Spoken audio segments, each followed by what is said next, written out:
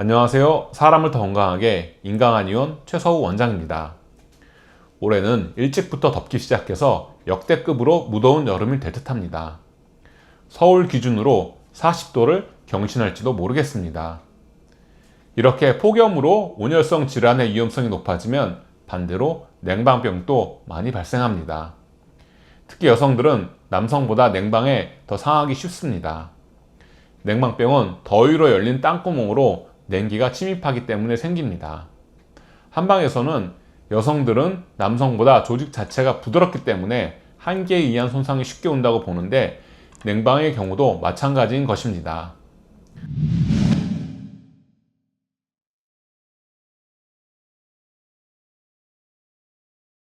그런데 몸의 상부나 겉에서 들어온 냉기도 문제지만 자궁 내막증에 더 악영향을 주는 냉기는 다른 길을 통해 들어옵니다.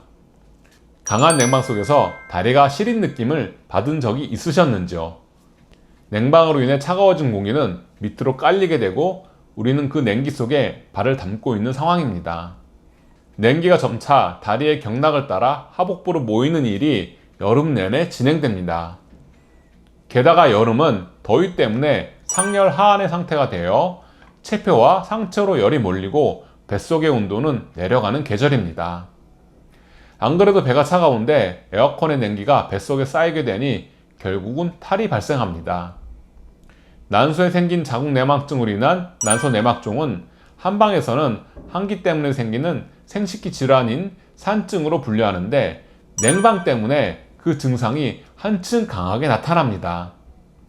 이해를 돕기 위해 실제 사례를 바탕으로 설명드리겠습니다. 환자분의 나이는 34세이고 미혼입니다. 평소에 우측 하복부에 쑤시는 통증과 함께 생리 때에는 하복부에서 허리를 둘러서 심한 통증이 나타납니다.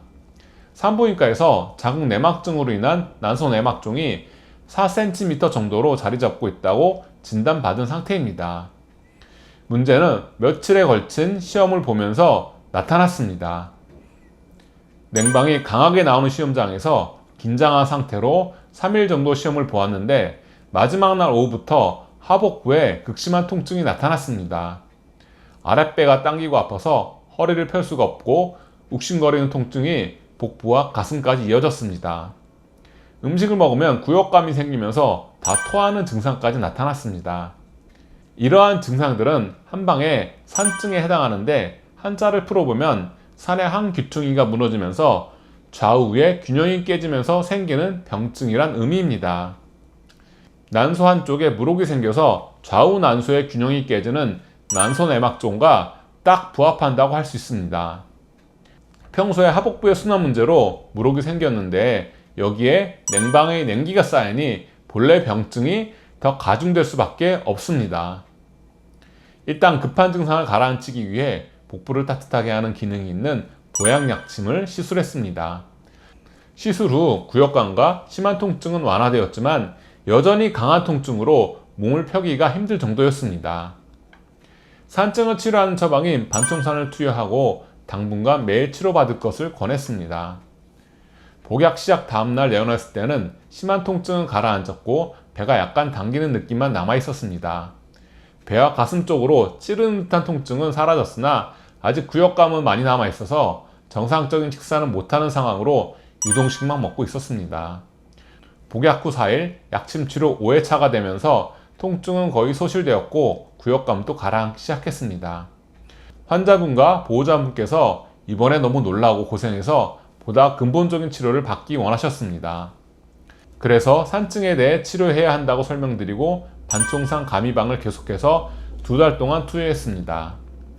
치료 과정에서 수시로 복진을 하였는데 처음에는 단단하게 뭉쳐있던 하복부의 경직이 시간이 지나면서 점점 이완되어 치료를 종결할 무렵에는 복부에 걸리는 것이 없어졌습니다.